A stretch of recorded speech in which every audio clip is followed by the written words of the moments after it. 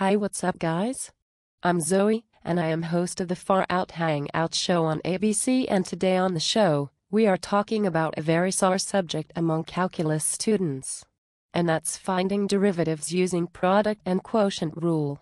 And to help us fight our way through it, we invited Otis Otterman, who is a very prestigious professor at Harvard University. Okay, professor, I've taken calculus and I can say it's the hardest class I've ever taken. And honestly kind of stupid at some points, but especially the product and quotient rule really got my head spinning.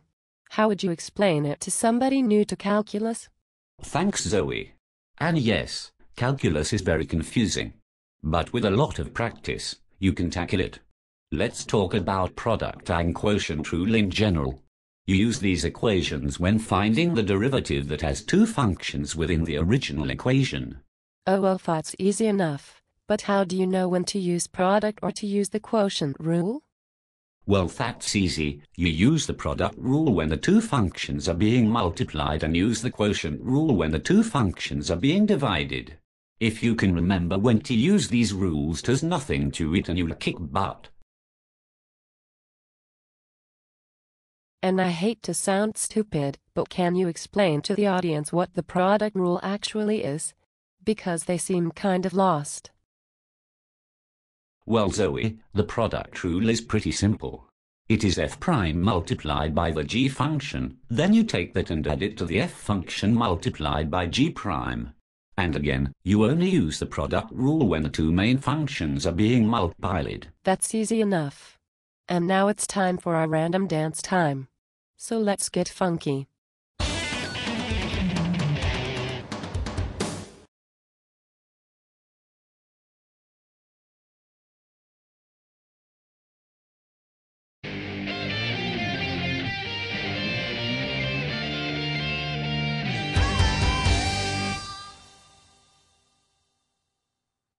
Well, that was fun.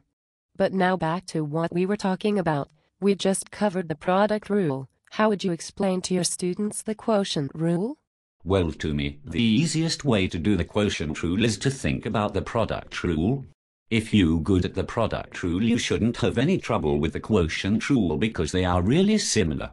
The main difference between the two is that when you add in the product rule, you subtract with the quotient rule. And then you take that answer and divide it by the g function squared. And you only use the quotient rule when the two main equations are being divided. Wow, that's a good way to think about it. That makes it seem so simple. How did I not think about that? I hope this helped everybody who is having trouble with the product and quotient rule. So this is Zoe saying goodbye and thanks for watching.